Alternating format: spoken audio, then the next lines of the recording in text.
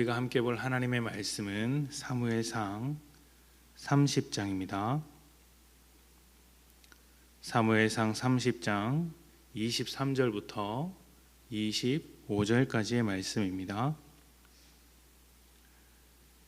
사무엘상 30장 23절부터 25절까지의 말씀을 함께 봉독합니다. 다윗이 이르되 나의 형제들아, 여호와께서 우리를 보호하시고 우리를 치러 온 그 군대를 우리 손에 넘기셨은즉 그가 우리에게 주신 것을 이같이 못하리라. 이 일에 누가 너희에게 듣겠느냐? 전장에 내려갔던 자의 분깃이나 소유물 곁에 머물렀던 자의 분깃이 동일할지니 같이 분배할 것이니라 하고, 그날부터 다윗이 이것으로 이스라엘의 율례와 규례를 삼았더니 오늘까지 이르니라. 아멘.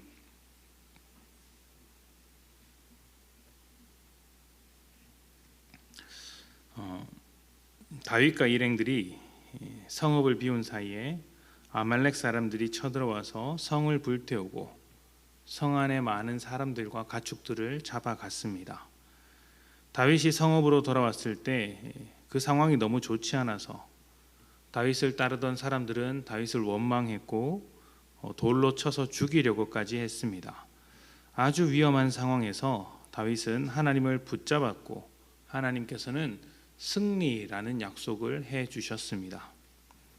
하나님의 약속을 의지하여 아말렉 사람을 쫓아간 다윗은 그 약속대로 큰 승리를 얻었습니다. 버림받은 아말렉의 종을 통하여 위치를 쉽게 파악했고 또 약탈한 것으로 잔치를 벌이고 있던 아말렉을 아주 손쉽게 이겨낸 것이죠. 그리고 잡혀간 사람들과 재산들을 모두 되찾게 되었습니다. 다윗을 따르던 사람들은 얼마 전까지 다윗을 원망하며 죽이려 했던 것과 달리 지금은 다윗을 칭송합니다. 상황이 달라지니까 마음도 달라지는 것이죠. 이런 모습을 보면 우리의 모습도 이와 같을 수 있겠구나, 또 사람의 모습이 이와 같을 수 있겠구나라는 생각이 듭니다. 상황에 따라 마음이 수십 번씩 변하고 또 믿음도 이렇게 왔다 갔다 변하는 것이죠. 그렇기 때문에 믿을 수 있는 사람이라고 하는 것은 없는 것 같습니다. 믿을 수 없는 사람이겠죠. 믿을 수 있는 사람은 찾아보기 힘들고 상황에 따라서 얼마든지 변할 수 있는 그런 믿지 못할 사람들이 참 많은 것 같습니다. 그런데 하나님은 다르시죠. 변하지 않으시고 신실하게 약속을 지켜가시는 분이십니다.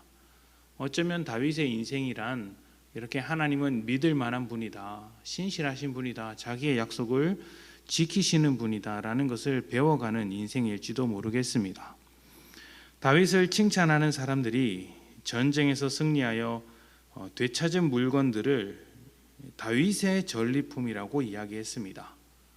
다윗을 뒤따르던 사람들이 그동안 뺏은 그 모든 물건을 다윗의 전리품, 전쟁에서 승리해서 얻은 그 물건이라고 이야기를 하죠.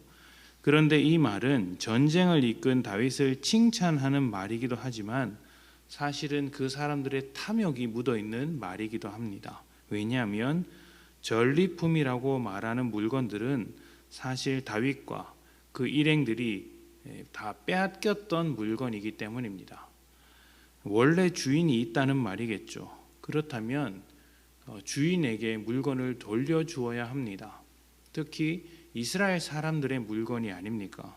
다윗과 그 일행들 자신들이 가지고 있었던 물건이었기 때문에 각 사람에게 돌려주어야 할 텐데 그렇게 하지 않고 전리품 취급했다는 것은 전쟁에 참여한 사람들이 다 갖겠다라는 의미입니다. 전리품은 말씀드린 대로 전쟁에 직접 참여한 사람들이 그 보상으로서 가져가는 것입니다. 문제는 다윗을 따르던 사람 중에 모든 사람이 전쟁에 참여한 것이 아니었다는 것이죠. 아말렉 사람을 추격하던 중에 체력의 문제로 낙오했던 250명의 사람들이 있었는데 전쟁을 치룬 사람들의 입장에서는 그 250명에게까지 전리품을 나누어 주는 것은 불공평하다 생각했던 것이죠. 나는 목숨을 걸고 전쟁을 했는데 목숨을 걸지 않고 전쟁을 한 사람들에게까지 전리품을 나누어 주는 것은 불공정하다. 전쟁에 참여한 사람과 참여하지 않은 사람 사이에는 구별이 있어야 한다. 이렇게 말을 하는 것이죠. 그런데 여기서 다윗이 선을 긋습니다. 다윗의 전리품이 아니라는 것이죠. 이 전쟁은 다윗의 능력도 아니고 다윗의 사람들이 전쟁을 잘한 덕분도 아닙니다. 하나님께서 약속을 하신 것이고 하나님께서 승리케 하신 것입니다. 하나님의 승리이기 때문에 전쟁에서 얻은 그 모든 물건들은 하나님의 뜻에 맞도록 나누어야 한다는 것이죠. 만약 전쟁에 승리한 자들, 그러니까 전쟁에서 수고한 자들에게만 전리품을 나누었다면 그것은 사람의 승리, 사람의 수고를 기념할 뿐 하나님의 승리, 하나님의 능력을 기념하는 것은 아니게 될 것입니다. 하나님께서 주신 승리였기 때문에 전쟁에 참여하지 않은 사람들에게도 그 은혜가 주어져야 하는 것이죠. 그래서 그들도 하나님의 은혜를 알고 하나님께서 이렇게 승리를 가져다 주시는 분이구나 깨닫게 되는 것이죠. 우리는 이 부분에서 우리가 가진 것들을 어떻게 사용해야 하는지, 또 우리에게 주어진 은혜가 있다면 그 은혜의 목적이 무엇인지를 발견하게 됩니다.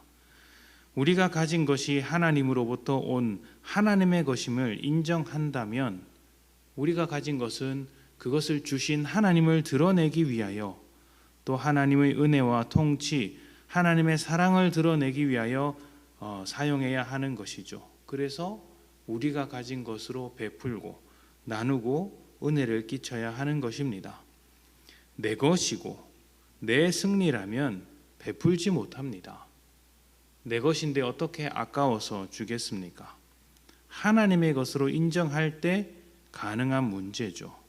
우리가 하나님께 받았다, 하나님의 은혜를 인정할 때 내가 가질 만한 자격이 없음에도 하나님께서 그 모든 것을 은혜로 주셨다라는 것을 인정할 때 우리 역시 우리가 가진 것을 은혜로 나누어 줄 수 있는 것이죠. 그것이 물질일 수도 있고 시간일 수도 있습니다. 내 시간이 아니라 하나님께서 주신 시간이니 이 시간을 하나님의 은혜로 채우겠다, 은혜를 나누는 것으로 채우겠다 말할 수 있는 것이죠. 우리의 자존심이나 우리의 마음이 될 수도 있습니다. 우리의 자존심 역시 하나님께서 지켜 가실 것이니 하나님께서 우리의 자존감을 만들어 가시니 그것마저도 다른 사람들에게 내어줄 수 있다. 왜냐하면 우리가 가지고 있는 것의 모든 출처가 하나님으로부터 나오기 때문입니다. 그렇기 때문에 가장 먼저 우리의 인생 속에서 일하시며 함께 해주시는 하나님을 인정하는 것이 인생에 있어서 제일 중요한 문제라고 할 수 있습니다. 하나님의 것으로 인정하느냐, 하나님께서 내 중심에 계시느냐, 아니면 내 인생을 내 것처럼 살아가느냐 하는 것이 인생이 어떤 모양이 될 것이냐를 결정하는 것이죠. 결국 믿는 자의 인생이 하나님께 달려 있음을 꼭 기억하십시오.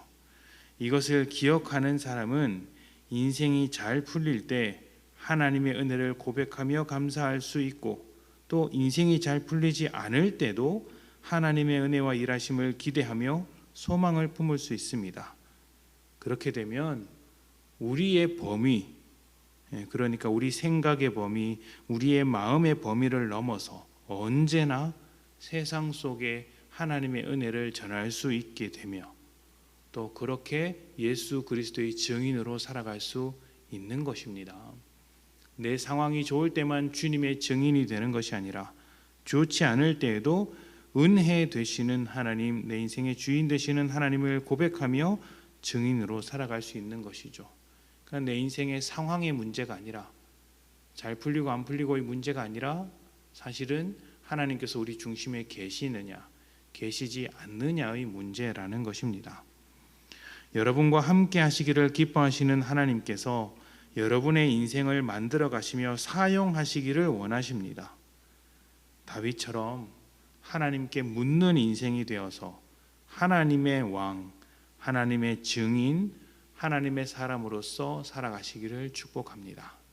함께 기도합시다.